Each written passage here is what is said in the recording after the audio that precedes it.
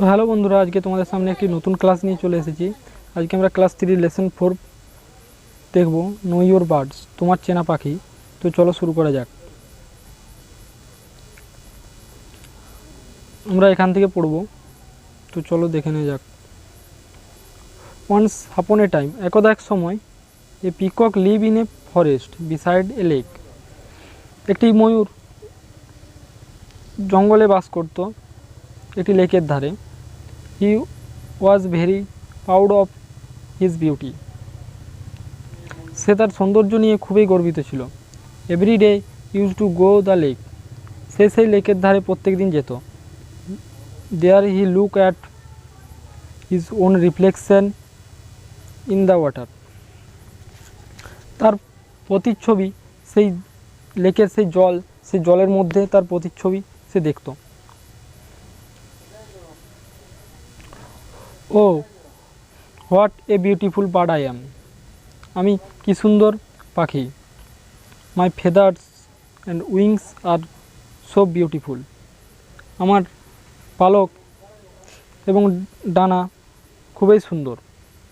He use to say to himself, সে নিজে নিজেই বলতো। ওয়ান ডে, একদিন, a crane came to live by the lake. একদিন একটি ক্রেন মানে এখানে সারস পাখি, তো একটি সারস আসলো সেই লেকের ধারে থাকতে। The peacock show the crane, এবং সেই ময়ূরটি সেই সারসটিকে দেখলো।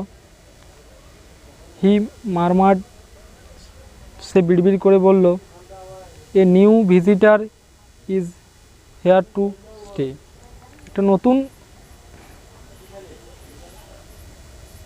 এক নতুন প্রতিবেশী সেখানে থাকতে এসেছে।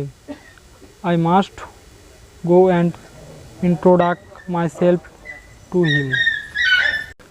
সেই ময়ূরটি বলছে যে আমার সম্বন্ধে তাকে জানানো উচিত বা আমার পরিচয় দেওয়া উচিত। সো তাই the peacock walk to the lake, তাই সেই ময়ূরটি সেই লেকের ধারে গেল বা লেকের কাছে গেল। The crane was busy there, তখন সেই সারসটি ব্যস্ত ছিল। He was catching fish for lunch, সে মাছ ধরছিল দুপুরের খাবারের জন্য। The proud peacock separate out his colourful feathers for display, সেই গর্বিত ময়ূরটি তার ডানাগুলি বা পালকগুলি মেলে দিল তাকে দেখানোর জন্য।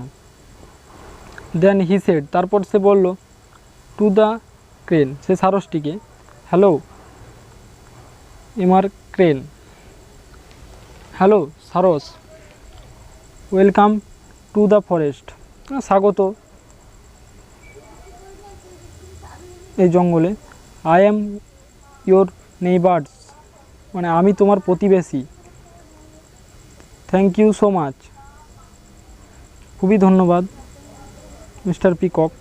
সেই ময়ূরটিকে ধন্যবাদ দিল সেই সারসটি, the crane.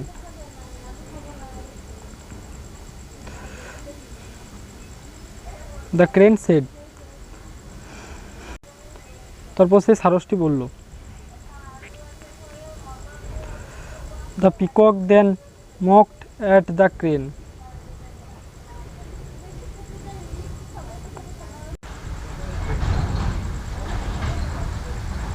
The peacock then mocked at the crane, তারপর সেই ময়ূরটি, মকড মানে এখানে উপহাস করা, সেই ময়ূরটি সারসটাকে উপহাস করলো।